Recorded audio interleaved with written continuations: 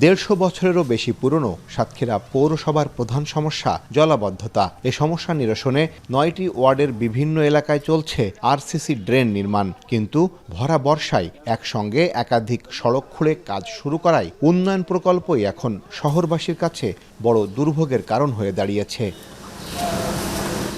খনন করা মাটি ও নির্মাণ সামগ্রী পড়ে আছে সড়কের উপর। টানা বৃষ্টিতে কোথাও জমেছে কাদা, কোথাও পানিতে ভরে আছে খনন করা ড্রেন। ভিটে বাড়িতে যাতায়াতের জন্য অনেক বাসিন্দাকে তৈরি করতে হয়েছে বাঁশের অস্থায়ী সাঁকো।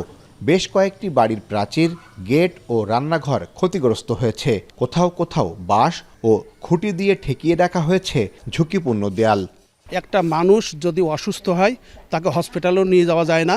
আমাদের জন্য খুব বিপজ্জনক, রান্নাঘর পড়ে যাচ্ছে, তারপরে পাঁচিল ভেঙে পড়ছে। তদারকি করার কোনো ব্যক্তি নাই, যার কারণে আমরা বিগত 2.5-3 বছর এইভাবে ভুগতেছি।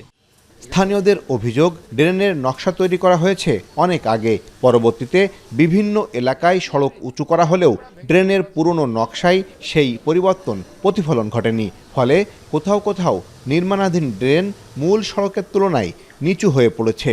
অত্যন্ত একটা মরণ ফাঁদ বলা যায়। সন্ধ্যার পরে তো চলাই যায় না। এই একদিন আসবে, এসে একটু কাজ করি, এবার ফেলতে গিয়ে চলে যাবে। আমরা চলাফেরা করতে পারি না, হেঁটেও চলতে পারি না, এরকম অবস্থা দাঁড়াই গেছে। তবে পৌর কর্তৃপক্ষ বলছে নানাবিধ কারণে কাজ শুরু করতে বিলম্ব হওয়ায় নাগরিকদের সমস্যা হয়েছে। দ্রুত চলমান কাজ শেষ করা হবে। কাজ চলছিল ঠিকই, কিন্তু ওই অতিবৃষ্টি বা বর্ষার ফলে উন্নয়ন কাজগুলো একটু ব্যাহত হয়েছিল। আমরা আবার ঠিকাদারকে প্রত্যেকে চিঠি দেওয়া হয়েছে খুব দ্রুতই কাজটি বাস্তবায়নের জন্য, এবং সেই অনুপাতে ঠিকাদার খুব দ্রুত কাজ শুরু করছে। 9টি ওয়ার্ডেই কাজের গতি এখন মোটামুটি ভালো। 39,87,00,000 টাকা ব্যয়ে 14.5 কিলোমিটার ড্রেন নির্মাণ কাজের এখন পর্যন্ত অগ্রগতি মাত্র 25%।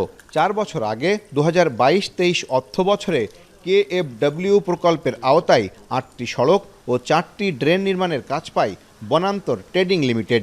কার্যাদেশ পাওয়ার দীর্ঘ সময় পার হলেও শুকনো মৌসুমে প্রয়োজনীয় কাজ শেষ না করে বর্ষায় খনন শুরু হওয়ায় ভোগান্তি কয়েক গুণ বেড়েছে। শহরবাসীর প্রত্যাশা, দ্রুত কাজ শেষ করার পাশাপাশি নিশ্চিত করা হোক পরিকল্পিত ও টেকসই ড্রেনেজ ব্যবস্থা।